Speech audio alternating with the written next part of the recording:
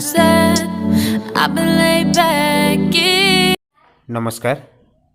মৰমৰ ছাত্ৰ ছাত্ৰীসকল আজি আলোচনা কৰিবলৈ লৈছো মালেগৰ এইচএস স্কুলৰ ক্লাছ 10ৰ হৈ যোৱা দ্বিতীয় গোট পৰীক্ষাৰ গণিতৰ প্ৰশ্ন কেইটা আলোচনা কৰিবলৈ লৈছো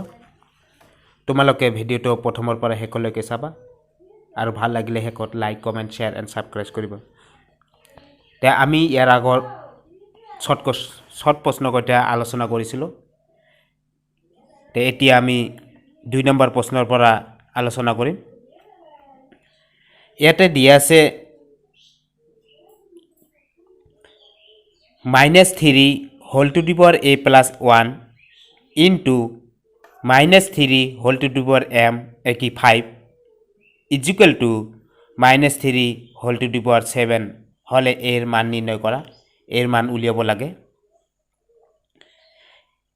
এক যেতিয়া সমাধান করিবা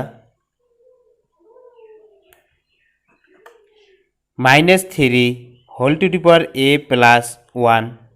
into -3 whole to the power 5 equal -3 whole to the power 7 যেতিয়া এক সমাধান কৰা হ'ব তেতিয়া তোমালোকে প্ৰথম বাওফালে যে দুটা ৰাখি অৰ্থাৎ -3 আৰু *-3 দুটা ৰাখি কি হৈ আছে পূৰণ হৈ আছে তে আমি পাইছিলো কি সূচকৰ ক্ষেত্ৰত a to the power m into a to the power n তেতিয়া আমি লিখিছিলো কি a to the power m plus n অৰ্থাৎ একেই ৰাখিৰ পূৰণৰ ক্ষেত্ৰত পাৱাৰ বিলাক কি হয় যোগ হয় তে আমাৰ ইয়াত ৰাখি দুটা কি কয় -3 কি হৈ আছে পূৰণ হৈ আছে তেতিয়া আমি কি কৰিব লাগিব ইয়াক একেই ৰাখিৰ পাৱাৰ বিলাক যোগ কৰি ল'ব লাগিব তে -3 whole to the power a plus 1 আৰু ইয়াৰ পাৱাৰ আছে 5 plus 5 equal এইফালে আছে -3 whole to the power 7 next -3 whole to the power কি হয় a plus 1 আৰু plus 5 যোগ কৰিলে আমি কি পাম +6 equal -3 whole to the power 7 এতিয়া দেখা যায় একেই ৰাখিৰ পাৱাৰ বিলাক ইয়াতো আছে বাওফালে আছে -3 whole to the power a plus 6 ইয়াত হোফালে আছে -3 whole to the power 7 ৰাখি দুটা একে যেহেতু ৰাখি দুটা একে বাওফালৰ হোফালৰ ৰাখি দুটা একে তেন্তে আমি লিখিব পাৰিম এতেকে পাৱাৰ বিলাক সমান বুলি আমি লিখিব পাৰিম যেহেতু আমাৰ পাৱাৰ বিলাক একে ৰাখি বিলাক একে তেন্তে একে ৰাখিৰ পাৱাৰ বিলাক কি হয় সমানে হয় যেহেতু ৰাখি বিলাক একে বাওফাল আৰু হোফালৰ ৰাখি একে তেন্তে একেই ৰাখিৰ পাৱাৰ বিলাক কি একে মানে সমান বুলি লিখিব পাৰিম তেতিয়া আমি ইয়াতে পাম a +6 তো আছে বাওফালে হোফালে গুলিলে কি হ'ব 7 - 6 সমান 1 অৰ্থাৎ a এর মান কিমান পালো 1 এটাই হ'ব এতেকে নির্ণয়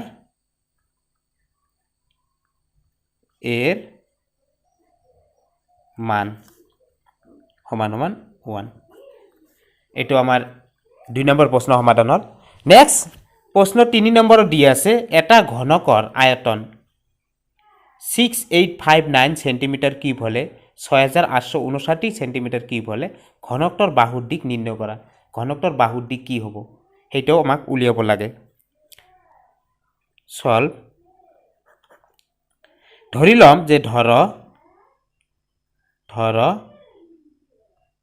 ঘনকটোৰ বাহুৰ দিক সমান a তে ঘনকটোৰ বাহুৰ দিক কি a দিয়া আছে ঘনকৰ আয়তন সমান 6859 সেন্টিমিটাৰ কিউব তে ঘনকৰ বাহুটো ধৰি লৈছো আমি a তেতে আমি ইয়াত কি ক'ব পাৰো ঘনকৰ আয়তনৰ সূত্ৰ হৈছে বাহু কিউব মানে ইয়াত a অৰ্থাৎ a কিউব সমান 6859 সেন্টিমিটাৰ কিউব নেক্সট এ সমান সমান কি হয় এইফালে ৰুট অভাৰ অৰ্থাৎ কিউব আছে তেতিয়া আমাৰ এই ৰুটৰ নাম হ'ব 3 ৰুট অভাৰ 6859 ইয়াৰ এতিয়া আমি কি ওলাব লাগে 3 ৰুট অভাৰ অৰ্থাৎ এই যে 6859 সংখ্যাটোৰ কি ওলাব লাগে ঘনমূল ইয়াৰ ঘনমূল হৈছে 19 কিউব সমান সমান আমি 3 আৰু কিউব কাটিলে কি পাম 19 অৰ্থাৎ এতেকে নিৰ্ণয় ঘনক তোৰ বাহুৰ দিক সমান সমান কিমান হ'ব 19 সেন্টিমিটাৰ তে মৰমৰ ছাত্ৰ ছাত্ৰীসকল 3 নম্বৰ প্ৰশ্নটো আমাৰ কি ওলালে ঘনকটোৰ বাহুৰ দিক কিমান ওলাব 19 সেন্টিমিটাৰ নেক্সট ইয়াতে 4 নম্বৰ প্ৰশ্ন দিয়া আছে এটা পদ্ধতকোণক সমদ্বিখণ্ডিত কৰা অৰ্থাৎ এটা পদ্ধতকোণক কি কৰিব লাগে সমান সমদ্বিখণ্ডিত মানে কি সমান দুটা খণ্ডত বিভক্ত কৰিব লাগে তোমালোকে প্ৰথমে এটা যিকোনো মাপৰ কোণ অংকন কৰি লবা অৰ্থাৎ ABC এটা পদ্ধতকোণ এই কোণটোক আমি এতিয়া সমদ্বিখণ্ডিত কৰিব লাগে সমদ্বিখণ্ডিত কৰিবৰ কাৰণে তোমালোকে ৰুল মাৰি ব্যৱহাৰ কৰিবা জোঙা মূৰটো বিকোণত বহাই লবা বহাই লৈ যিকোনো ব্যাসাৰ্ধৰ যিকোনো ডিস্টেন্সৰ ব্যাসাৰ্ধ লৈ সেই বিকোণক কেন্দ্ৰ কৰি কোণটোৰ বাহু দুটা কাটি দিবা কাটি দিয়াৰ পিছত এই যি ব্যাসাৰ্ধ লৈছে একেই ব্যাসাৰ্ধ লৈ যাতে এই ব্যাসাৰ্ধ লৰচৰ নহয় যদি লৰচৰ হয় তোমালোকে মাপি লবা কিমান লৈছিলা হেটো মাপি লবা মাপি এই একেই নিৰ্দিষ্ট ব্যাসাৰ্ধ লৈ কোণটোৰ ৰেখা দুটাক অৰ্থাৎ বাহু দুটাক ছেদ কৰি দিয়া ছেদ কৰাতে দুটা বিন্দু ছেদ হ'ব সেই দুটাক নিৰ্দিষ্ট নামকৰণ কৰিবা সাপোজ ইয়াত P ইয়াতে Q নামকৰণ কৰা হল নেক্সট একেই ব্যাসাৰ্ধ লৈ এই P আৰু Q ক কেন্দ্ৰ কৰি তুমি AC ৰ সন্মুখত পৰস্পৰ আকৌ চাপ অংকন কৰিবা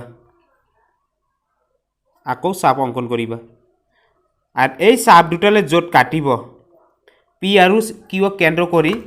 পৰস্পৰ আমি ছেদি চাপ অংকন কৰা হল যাক নামকৰণ কৰিলো আমি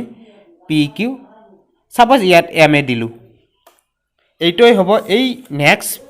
M আৰু B সংযোগ কৰাতে যেটা পাবা M আৰু B সংযোগ কৰাত যি ৰেখা পোৱা যাব সেইটোই হ'ব কি এই পদ্ধত ABC কোণৰ সমদ্বিখণ্ডক অৰ্থাৎ এই MB হ'ব পদ্ধত